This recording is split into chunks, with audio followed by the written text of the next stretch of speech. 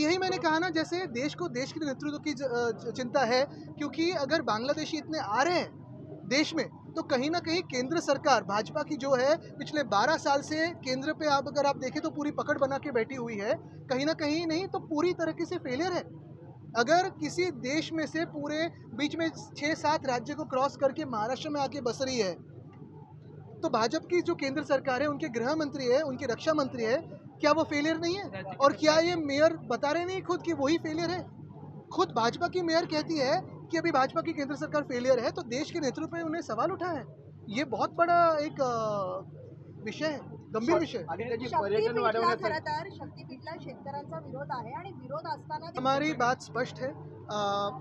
मैंने पहले दिन से यही कहा है कि हमारे जो राज्यसभा के सांसद हैं, वो पहले दिन से ही अगर आप देखें तो हर एक भूमिका को अच्छी तरह निभा रहे हैं। फिर वो देश में संविधान का रक्षण हो, देश जो अदानी को बेचा जा रहा है, मुंबई जो अदानी को बेची जा रही है, मुंबई पे महाराष्ट्र पे जो भाजपा अन्याय कर रहा है, अत्याचार कर रहा है, उसके खिलाफ अगर कोई बुलंद आवाज़ उठा रहा है तो हमारे दोनों सांसद हैं, और ये दोनों जगह हमारी रहनी चाहिए। वो तो एक पॉलिटिकल बात हुई, लेकिन दूसरी बात अगर आप देखें तो एमवीए जिस तथ्यों पे फॉर्म हुआ है, उसमें अगर आप संख्या के हिसाब से जाए तो राज्यसभा पे हमारा दावा है और वो कायम है। इंडिया अलायंस खासकर आप आपके कैमरे के बीच आ रहे हो सर।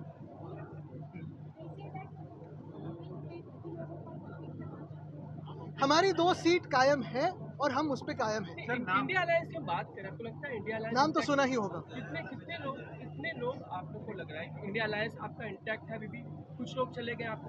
देखिए, इंडिया अलायंस में कितने लोग हैं, क्या है, मुझे लगता है उससे ज़्यादा भी हम जिस तत्वों के लिए लड़ रहे हैं, हम जिस संविधान के लिए लड़ रहे हैं, मुझे लगता है वही सबसे महत्वपूर्ण है। और इसी लड़ाई में हम कांग्रेस के साथ जो भी अभी तक अपनी भूमिका निभाते आए हैं, वो कायम तरीके से निभाते आए हैं। और अगर दिल की भी बात करें, तो बड़े दिल की बात करें, तो आपको याद होगा कि मेरे दादाजी हिंदू सम्राट बाला साहब ठाकरे ने भी प्रतिभाताई पाटिल हो या फिर प्रणब दा हो, दोनों को हम एनडीए में होते हुए भी कांग्रेस के उम्मीदवारों को तब प्रेसिडेंटशिप के लिए सपोर्ट किया था। लॉ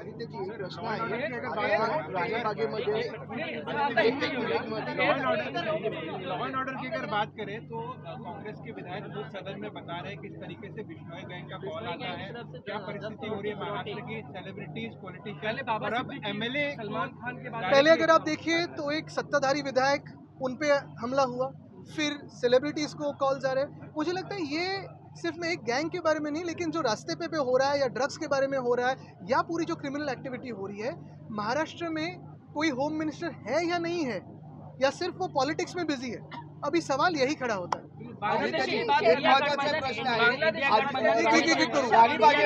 इंडिया गठबंधन के नेतृत्व को लेकर एक बार फिर सवाल है, सीधा सवाल आपसे है कि कई लोग अब ये कह रहे हैं कि राहुल गांधी को साइड हो जाना चाहिए, ममता बनर्जी को जो है नेतृत्व देना चाहिए। आदित्य जी से सीधा सवाल है, देखिए, इसकी चिंता ना करें। मुझे लगता है आज देश को देश के नेतृत्व की चिंता है, क्योंकि देश में अगर आप देखें तो जियोपॉलिटिकली, जैसे बीच में राजीव शुक्ला जी ने कहा ना कि हम खुद को विश्वगुरु मानते हैं, लेकिन चेला कौन है?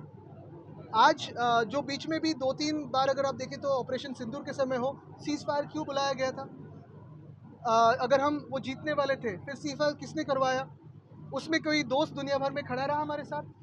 अगर आप इकोनॉमिकली देखें, देश में भी और देश में अन्य देशों के साथ, देश के जो अपने रिश्ते हैं दूसरे देशों के साथ, चाइना के साथ जो ट्रेड डेफिसिट हो, या अभी इंडो यूएस डील हुआ है, नहीं हुआ है, सेलिब्रेशन क्यों हुआ, फिर अभी रीवर्क होने वाला है, मुझे लगता है इंडिया जो अलायंस है उसके नेतृत्व की चिंता ना करें, देश के नेतृत्व की चिंता भी हमें करनी ज़रूरी है।